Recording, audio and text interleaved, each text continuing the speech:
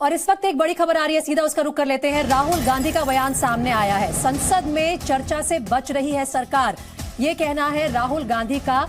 संसद में चर्चा होनी चाहिए। विपक्ष लगातार अडानी मुद्दे पर सरकार से चर्चा की मांग भी कर रहा है और जेपीसी की मांग भी कर रहा है, लेकिन राहुल गांधी ने कहा है कि संसद में चर्चा से बच रही है सरकार। अब देखना, पूरी कोशिश होगी और ये सरकार नहीं, मोदी जी पूरी कोशिश करेंगे कि पार्लियामेंट में अडानी जी का डिस्कशन ना हो जाए। उसका कारण आप जानते हैं।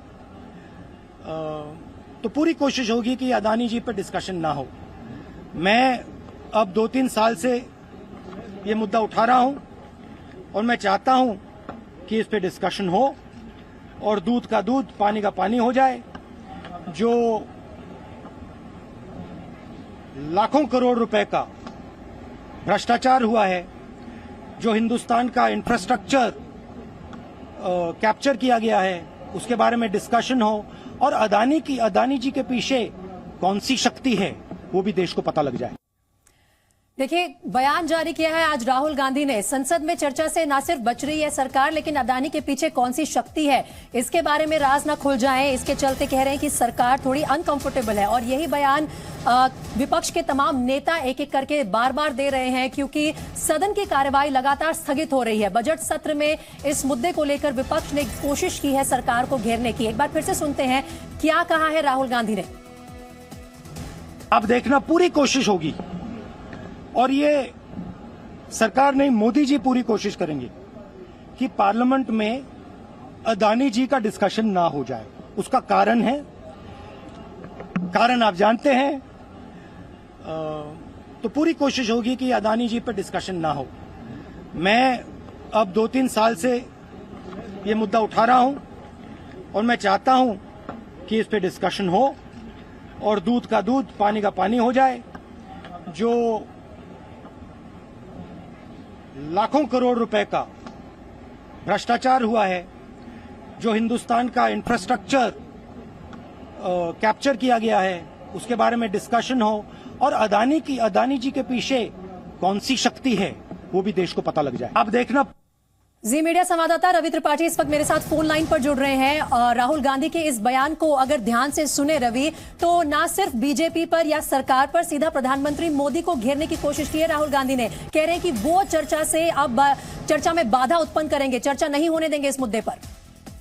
बिल्कुल बिल्कुल। देखिए, राहुल गांधी की बात कहें तो सही कह रहे हो कि 3-4 साल से लगातार वो इस मुद्दे को उठाते रहे और प्रधानमंत्री पर इस बात को लेकर अटैक करते रहे हैं कि उद्योगपतियों को 1-2 उद्योगपति, 3-4 उद्योगपति हैं जिनका विकास हो रहा है देश में, बाकी का विकास नहीं हो पा रहा है। लेकिन जहां तक चर्चा का विषय है तो चर्चा, सरकार भी कह रही है चर्चा हो।